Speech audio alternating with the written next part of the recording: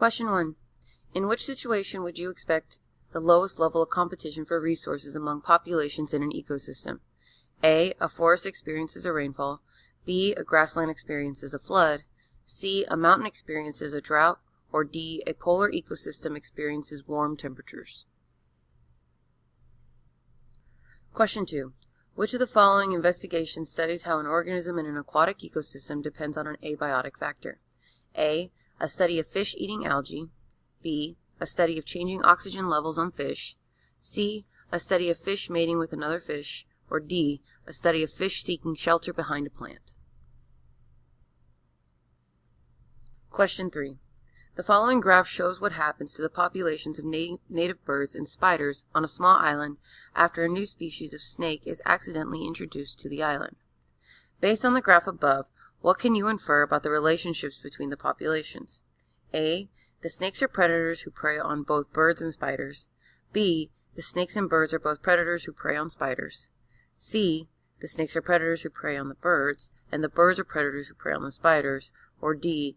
The snakes are predators who prey on spiders, and the spiders are predators who prey on birds. Question 4. The diagram shows a mangrove swamp food web. Which organisms are directly competing for the same food resources in this ecosystem? A. Phytoplankton and heron. B. The prawn and heron. C. The heron and the pelican. D. The human and prawn. Question 5. Decomposers break down the remains of organic material and return it to the soil. Which populations in a forest ecosystem does this process most directly benefit? A. Owls and hawks. B. Frogs and toads. C. Trees and ferns. Or D. Rabbit and raccoons. Question 6. Competition for resources within an elk herd living in a national park can become severe. What conditions can increase resource competition between individuals within a population? A. Large habitat. B. High population density. C. Elevated rate of disease. Or D. Increased predation in the area. Question 7. The graph shows changes in the populations of predator and prey over time. Which best explains why the population of prey increased near the end of the timeline shown on the graph? A. Fewer prey were reproducing. B. More predators moved into the area. C. Fewer predators were hunting the prey. Or D.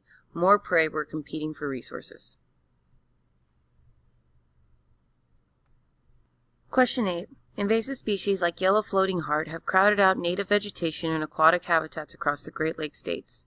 Observe the picture below to answer the question. Which of the following best describes how this invasive species competes with native species? A. The population number of invasive species is always lower than native species. B.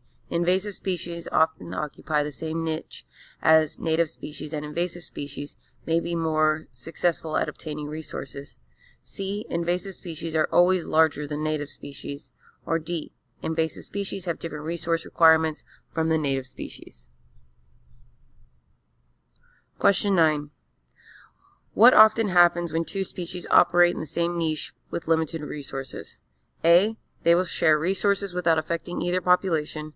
B. They will contribute to an increase in resources over time. C. They will compete for available resources, causing a decline in one population and in the shared resource. Or D. Both populations will grow without limit. Question 10. The prairies region and the cross timbers are located in north-central Texas. The graph below shows information about eating habits of white-tailed deer in these regions. A cross timbers rancher is concerned about competition between the ranch animals and the deer. Based on the graph, which ranch animals compete for the most food with the white-tailed deer? A. Cattle that eats grass and feed. B. Goats that eat weeds and shrubs. C. Turkeys that eat seeds and fruit. Or D. Hogs that eat fruit, seeds, and feed. Question 11. Based on the food web, which of the following is a predator-prey relationship where both organisms are carnivores? A. Mice and hawk. B. Lion and moose. C. Owl and frog. D. Hawk and snake. 12. The food web below illustrates the relationship between organisms in an ecosystem. How many consumers in this food web are primary consumers? A, 1, B, 2, C, 3, D, 4. Question 13. How many organisms in this food web eat only producers? Record your answer and fill in the bubbles on your answer document. Be sure to use the correct place value. Question 14. While exploring a lake in Argentina, scientists found rocks covered with mats made of photosynthetic microbes. Flamingos in the area filter the nutrient-rich microbes by pumping the lake water through their bill. What is the relationship between the photosynthetic microbes and the flamingos in the Laguna del Diamante ecosystem? A. The microbes are parasites and the flamingos are hosts. B. The microbes are carnivores and the flamingos are predators. C. The microbes are herbivores and the flamingos are carnivores. D. The microbes are producers and the flamingos are consumers. Question 15. The diagram shows a mangrove swamp food web. Which organisms are directly competing for the same food resource in this ecosystem? A. The fox and the toad. B. The fox and the snake. C. The toad and the hawk. Or D. The ground squirrel and the hawk.